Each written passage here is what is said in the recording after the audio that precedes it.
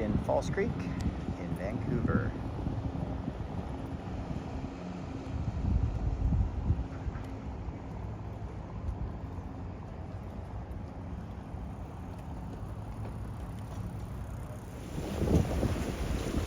There's an orca going right up the Strait of Georgia, just off our port.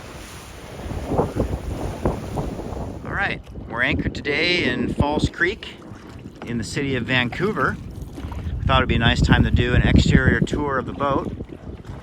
You can see here the bow of the boat has a 50-kilogram Bruce anchor on it, and then those two lines coming down are the snubber that go and take the load off of the anchor windlass. Coming down the port side of the boat, you can see the Dorade vent, and then if you can look here, you can see the hard dodger, and we keep our stand-up paddle boards mounted right on the side for easy deployment. Towards the aft end of the boat, we have our Magma barbecue, life sling, and that rope contraption is the crane or davit that we use for hoisting the dinghy outboard up on board. We have an external propane tank for the barbecue, a couple of solar panels, and the dinghy davits. In the back or stern, we have the fold-out transom ladder, which goes down in the water and luckily can be deployed if you're in the water. So if you fell overboard, you could pull that ladder down and climb right out. Continuing on the aft side, you can see up high on the left is our Starlink, which has been an absolute game changer. We had that mounting system built by Blackline Marine in Canoe Cove, and then our radar and wind generator, and of course the throwing buoy for man overboard. We also have a orange flag there you can see with the yellow pole. That's a man overboard flag, so if someone were to fall overboard, you immediately throw that, and it gives you much greater visibility as to where they are in the water.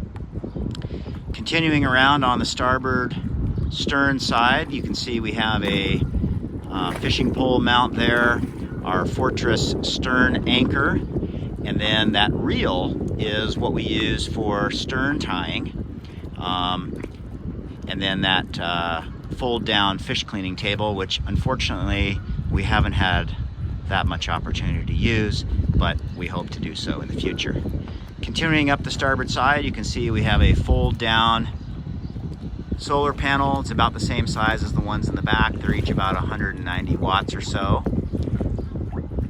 Continuing up the side, you can see the in-mast furling main, and again back up to the bow roller, which you can't see the 40-kilogram Rockna Vulcan, which is our primary anchor. It's deployed right now, but you can see the bow roller that we had made for it. When we first got the anchor, it has a curved shank, and that shank would have a tendency to kick back and let the tip bang into the stainless steel there. So Blackline built us this double roller bow roller, which just works incredibly well. Okay, we'll start our deck tour at the bow, and you can kind of see the bow roller again from this angle. These little red markers are what we use to mark the amount of chain we have out, so that depending on the depth of the water, we know exactly how much chain we have out. Here's our backup 50-kilogram Bruce. This little stainless steel plate we had installed by Blackline. It protects the teak from the chain. And then this is a little chain brake, which just kind of takes the load off of the windlass. It's really handy when you're doing stern ties and things like that, but you don't know exactly how much chain you want to have out. This is our Maxwell windlass and the windlass controls. We had this also replaced this year, and it has just been a phenomenal windlass. Working our way further aft, you can see this is our spinnaker pole, although we use it mostly for pulling out the jib.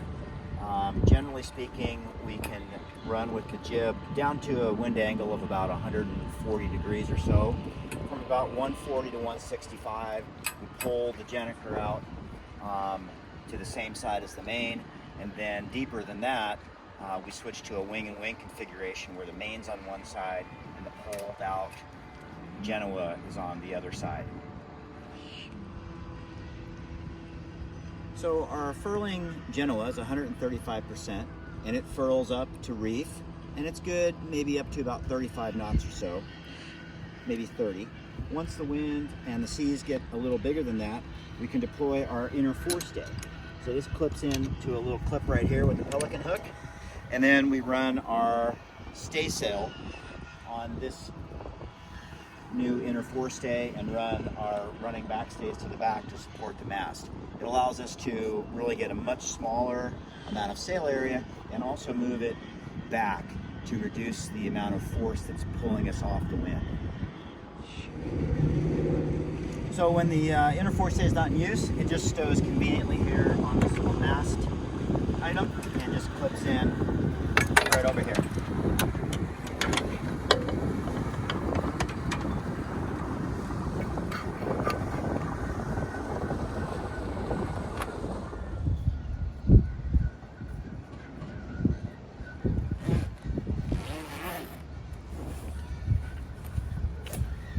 Hello, and now for the tour of our cockpit. We'll just start with this enclosure that I just unzipped. We had this made in Seattle at Breezy Canvas, and boy, it's just been a game changer. It has several panels. They can all be removed, and then we can stow them in our back stateroom if we want. But if it's cold or if it's rainy, then we can leave them in place. It's been created so that we can actually sail. This is the only piece that we have to take off when we're sailing. Everything else can be left on if we want to, but if it's warm, we can take off the side panels and all three back panels. But it provides good shade and protection.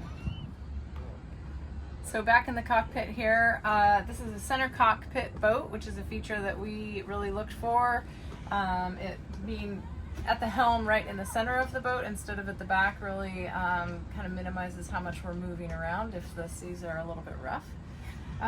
Here at the wheel, we've got some of our Raymarine instruments that can help us with navigation and the autopilot. We also have just push button furling, so we can just push a button to furl the Genoa in and out, as well as the mainsail in and out, which had in-mast furling. We can also operate the bow thruster here. If we want to use that, we can turn that on and off. There are buttons to raise and lower the anchor back here as well. We don't use those very often. We generally are using the foot buttons up at the bow.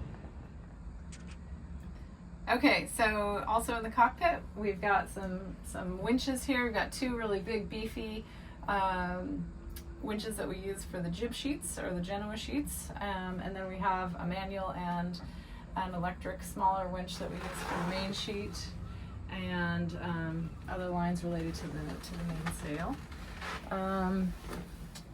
Up here in the cockpit, we have our Raymarine display, which is really serving us well. From here, you can actually operate the autopilot. You can have it steer by wind angle, or it can steer to a heading, or it can steer a compass heading, or it can steer to a waypoint. This little black symbol is our boat, and here we are. It shows us in False Creek in Vancouver, where we are anchored. Also in the front, we've got a few more displays related to the Raymarine navigation system. You can just find all kinds of information, the true wind speed, the apparent wind speed and angles, the depth of the water, the temperature of the water. If you have targets set with the autopilot, you can see how much further you have to go and how much time that is going to take. We also have a table up here in the cockpit that we use quite a lot. It just folds out here.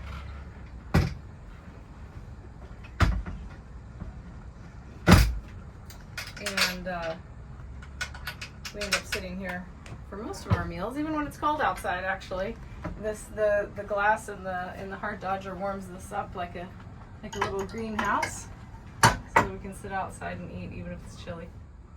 Lastly, in the cockpit, we do have one locker in here that's pretty big. So it's got in here our life raft, our ditch kit, a few pumps, fire extinguisher that shoots right into the engine room. And here we are on the aft deck. As Kay mentioned earlier, with the center cockpit, one of the nice advantages is you have this aft deck area, which is a good working area. And then you also have a couple of very large lockers here, which we have stuffed to the brim. But it looks like a total mess. It's actually reasonably well organized. This is where we keep our inflatable kayak, our shore power cord, our dock lines. We have a stern shower here in the center so that when you're finished with a nice swim, you can rinse all the salt water off. And then over in this locker over here is where we keep our 2 Brompton folding bikes, as well as our Fenders, which roll up nice and small and just fit right in the cockpit, right in the lazarette here. It's cool in Vancouver throughout Falls Creek. You have the aqua buses traveling around, taking people from place to place.